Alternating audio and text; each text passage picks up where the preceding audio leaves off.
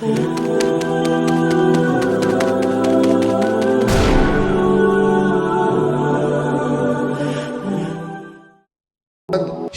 والا کام کرے، اور شفقت وہیں ہوتی ہے جہاں کوئی غلطی ہوتی ہے، درگزر وہیں ہوتا ہے جہاں کوئی کوتاہی۔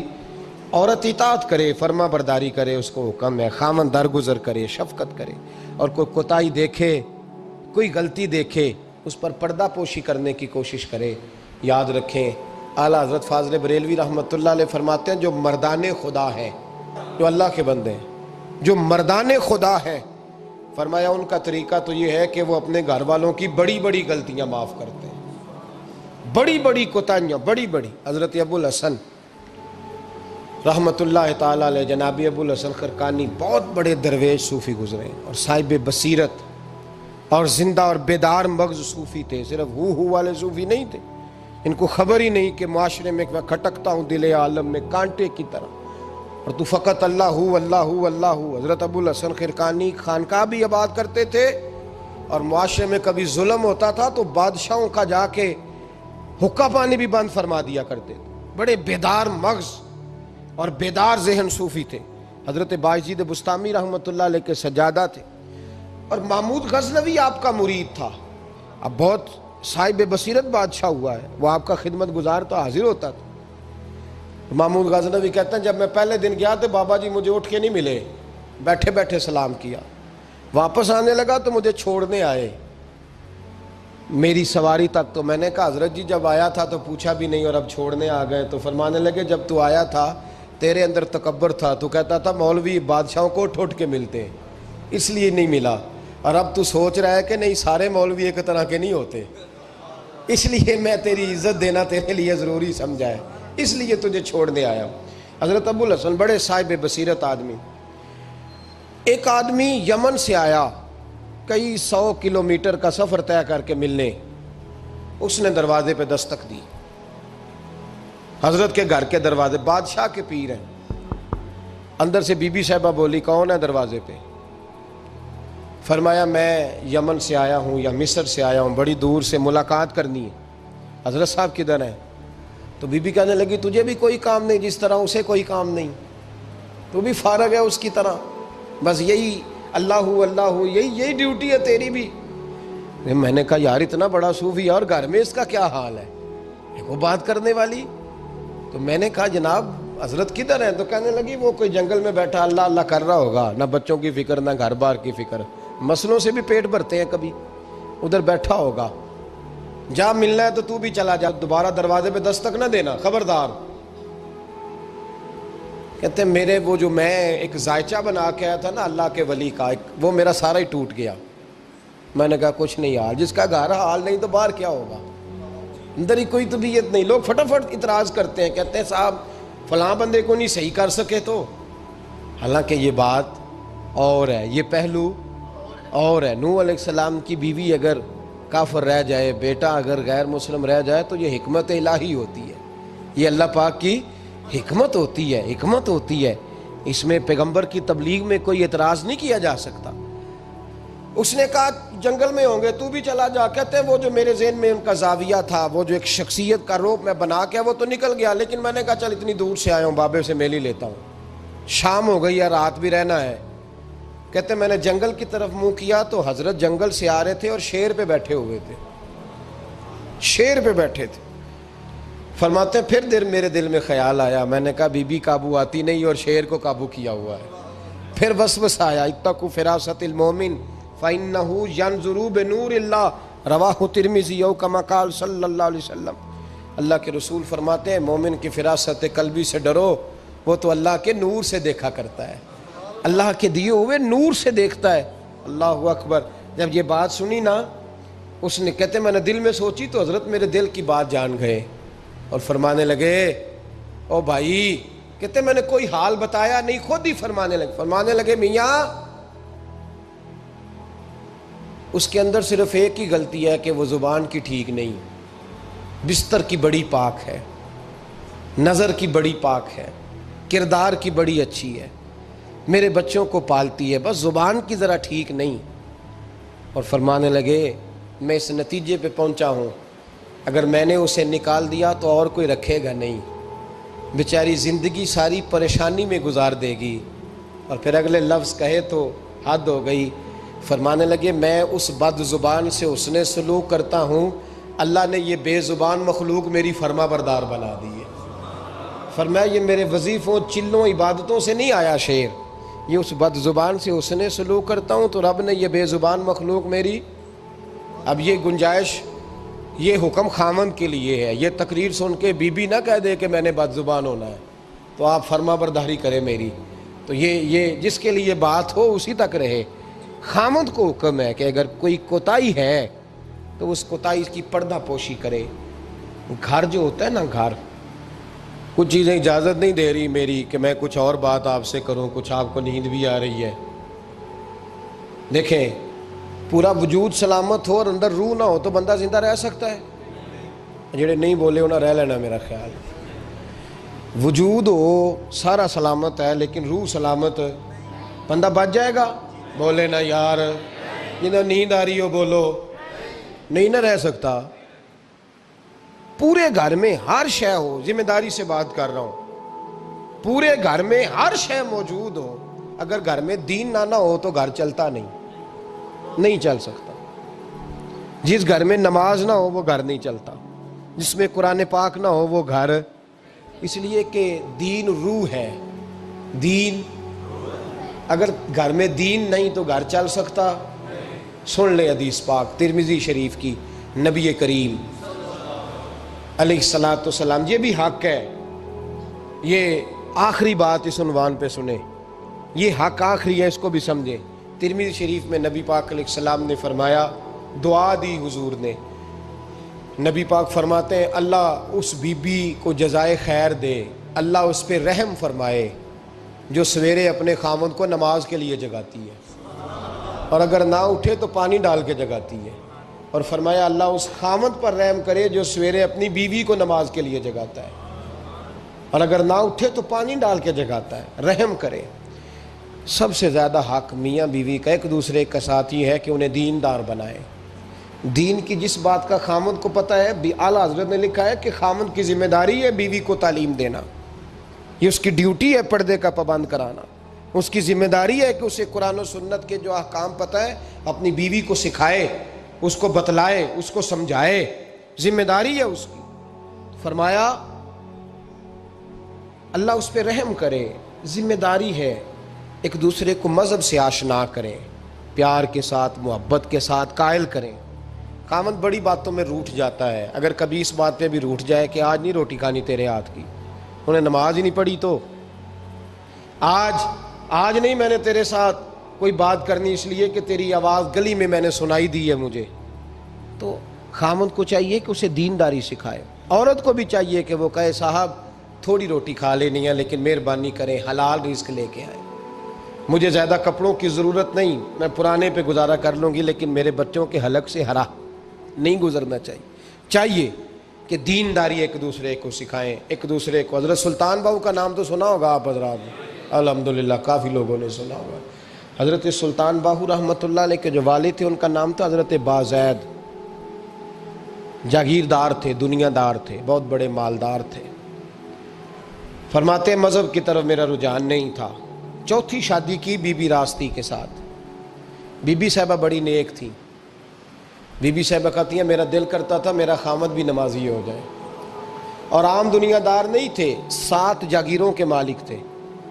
بڑا مشکل ہوتا ہے، پیران نظام کے آستانوں پہ غریب لوگ رہ گئے ہیں، جڑا 4 جماعتاں پڑھ جائے یا پیسے آ جائیں انہوں نے تو کسی پیر دی لوڑ ہی کوئی نہیں، اور اگر بندہ مالدار ہو تو کئی پیر ہوتے آپ مرید ہوندے نے، وہ کہتے ہیں مینوں آپ کنے پیر سلوٹ کر دیں۔ ایک صاحب نے میری ایک دفعہ افطاری کی تو کہنے لگے آپ کی افطاری ہے، اس جگہ ایک اجتماع سے میں نے بیان بھی کرنا تھا، تو واپسی پہ ان کے ہاں انہوں نے مجھے فوٹویں دکھانی شروع کر دی۔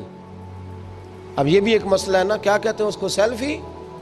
جی ہاں، بڑے بڑے سیانے بندے ساری دیہڑی یہی کام کرتے رہتے ہیں اور کم ہی کوئی نہیں سرے، تو وہ مجھے تصویریں دکھانے لگے، اے پیر صاحب دی بھی میں دعوت کیتی، اے پیر صاحب دی بھی میں دعوت کیتی، اے پیر صاحب دی بھی میں دعوت کیتی، اے پیر صاحب دی بھی میں دعوت، 14-15 پیر مجھے گنوا دیے۔ تو کھانے تو بعد مینوں کہنے لگے کہ تسی دوبارہ کدو آؤ گے؟ میں کہا جدو تسی 200 بندے نو میرا بھی نام دس لو گے ادو آ جائیں گے۔ اب مالدار آدمی ہے نا، تو اب بعد میں مجھے ایک دو دفعہ انہوں نے فون کیا، میں کہا وہ بڑے بڑے پیراں دی اس لسٹ وچ میں اپنا نام نہیں شامل کرانا چاہتا، میں نے تو نہ چھوٹے چھوٹیاں جی رہن دے بھائی، ہم بچتے ہیں اس کام سے، بچتے ہیں ایسے آدمی سے۔ وہ کسی درویش نے کہا تھا جس کی ہر بات میں پوشیدہ ہو نشتر کی چبھن، ایسے ہر صاحب احسان سے ڈر لگتا ہے، بچنا چاہیے۔ تو مالداروں کے تو آپ بڑے مرید ہوتے ہیں، کئی پیر حاضریاں دیتے پھرتے ہیں، کئی مولوی دست نگر ہوتے ہیں، معاذ اللہ، اللہ خودداری اور عزت نفس عطا کرے، آمین تو کہہ دیجئے، دینداری کی اللہ توفیق عطا فرمائے۔ تو بہت بڑے جاگیردار تھے حضرت سلطان باؤ رحمۃ اللہ علیہ کے والد۔ بی بی شیبہ کہتی ہے نمازی بنانا تھا خاوند کو۔ کس کو؟ کس نے؟ بولے، کس نے نمازی بنانا ہے؟ اور بیوی کو کس نے بنانا ہے؟ پکی گل نے نہیں؟ میں کونسلر صاحب نوں میں کہا ماشاءاللہ جیت گئے ہو؟ کہندے ہاں جی۔ میں کہندے جی کوئی حکم ہوئے تو مینوں دسو۔ میں کہ حکم ہے کہ تسی اپنے حلقے دے بندیاں دی ڈیوٹی لانی، کیڑا کیڑا نماز حاضری لانی ہے، کیڑا کیڑا نماز پڑھنا ہوندا ہے تے کیڑا کیڑا نہیں ہوندا۔ کہنے لگے بڑے سیانے نکلے ہو، پہلا مینوں ہی وسیتے واڑ چھڑیا جی، میں جاؤں گا تے دوجیاں دی حاضری لاں گا نا۔ تو خاوند نمازی بنائے گا بیوی کو تو اس سے پہلے خود بنے گا تو بنائے گا نا جی۔ جی تو اگر خاوند کہہ دے تو پڑھیا کر، میرے پیچھے نہ لگی تو کنی جنی کو تو پڑھنی اونی میں پڑھنی ہے نا۔ تو آج میں ایک دوست کو کہہ رہا تھا بچے وہ کام نہیں کرتے جو آپ کہتے ہیں، اور میں نے جمعے میں بھی کہا تھا بچے وہ کرتے ہیں جو ہمارا عمل دیکھ کے بچے چلتے ہیں، صرف بات پہ عمل نہیں کرتے۔ بی بی راستی کہتی ہے میں نے ٹھان لی کہ میں نے اس جگیردار کو، وڈیرے کو، اس موٹے بڑے چودھری کو میں نے نمازی بنانا اور بنا کے دکھانا ہے نمازی۔ بی بی صاحبہ کہتی ہیں کہ وہ جس خاتون کی بھی باری ہوتی تھی، 4 بیویاں ہوتی تھیں، وہ اس کا حق ادا کرتے تو بعد میں اپنی خوابگاہ میں جا کے آرام کرتے۔ ان کا جو خادم تھا ملازم، وہ رات کو دودھ کا پیالہ انہیں دینے جاتا تھا، سونے سے پہلے ان کے پاس دودھ کا پیالہ پہنچتا تھا۔ تو بی بی صاحبہ کہتی ہیں میں نے رات کو ملازم سے کہا دودھ دینے تو نہیں جائے گا، میں جاؤں گی۔ کہ میں آدھی رات کو دودھ کا پیالہ لے کے حاضر ہوئی۔ تو کیسے آئی؟ میں نے کہا بی بی ہوں، آ گئی ہوں، تو اب مہربانی کریں۔ میں نے کہا اگر اجازت دیں تو آپ کے پیر نہ دبا دوں؟ چل دبا دے۔ بی بی کہتی ہیں پیر دباتے دباتے میں نے کہا اگر اجازت دیں تو صبح نماز کے لیے جگا دوں؟ یہ نماز کی تبلیغ ہو رہی ہے۔ تو بابا جی پتہ کیا کہتے ہیں حضرت بازید؟ کہنے لگے تو مجھے جانتی نہیں، خبردار مجھے تبلیغ کرنے کی کوشش کی، اس گھر میں رہنا ہے تو سانس اونچا نہ لینا، پتہ ہے تو کس کے ساتھ بھی آئی، خبردار۔ کہتے میں چپ کر کے آ گئی۔ اگلے دن پھر دودھ لے کے پہنچ گئی تو انہوں نے آنکھ کھول کے دیکھا میری طرف، پھر آ گئی ہے۔ میں نے کہا اب میرے خاوند ہیں، میرے سر کے تاج ہیں، پیر دبا دوں؟ کہ دبا دو۔ کہتے ہیں میں نے 10 منٹ پیر دبائے تو میں نے کہا اگر جان کی امان پاؤں تو فجر میں جگا دوں؟ میں نے جلال فرمایا۔ کہنے لگے تجھے کہا تھا نا کہ مجھے کسی کا مشورہ قبول نہیں، تو کون ہوتی ہے مجھے بات کرنے والی، چل دوڑ جا۔ بی بی صاحبہ کہتی ہیں میں 10 دن جاتی رہی۔ کتنے دن؟ انہوں نے سختی بھی کی، برا بھلا بھی کہا، اور کئی دن یہ بھی کہا کہ کل آئی تو پھر یاد رکھنا۔ کہتی ہیں 10ویں دن میں گئی تو حضرت بازید کہتے ہیں میرے دل میں خیال آیا یہ جان چھوڑنے والی نہیں، یہ باز نہیں آئے گی، اور چلو ہے بھی تو میری بیوی، غلط بات بھی کوئی نہیں کر رہی، کہہ بھی نماز کر رہی ہے۔ کہنے لگے اگر میں سویرے اٹھ جاؤں تو پھر دوبارہ تو نہیں آئے گی، تو دوبارہ تو نہیں آئے گی۔ یہ دیکھیں میاں بیوی کا آپس میں رشتہ، سویرے اگر میں اٹھ جاؤں نماز کے لیے تیرے کہنے پہ تو میری جان چھوڑ دے گی تو؟ بی بی صاحبہ کہنے لگی میں دوبارہ نہیں آؤں گی، آپ مہربانی کریں سویرے اٹھ جائیں۔ کہنے لگے چل تو میری بیوی ہے، ایک بار مان لیتا ہوں تیری بات، سویرے جگا دینا۔ بی بی راستی کہتی ہے میں پہلے سو کے اٹھا کرتی تھی، وہ رات میں سوئی نہیں، کہتی میں ساری رات رو کے گزار دی، ساری رات، اور بیدار رہ کے گزار دی۔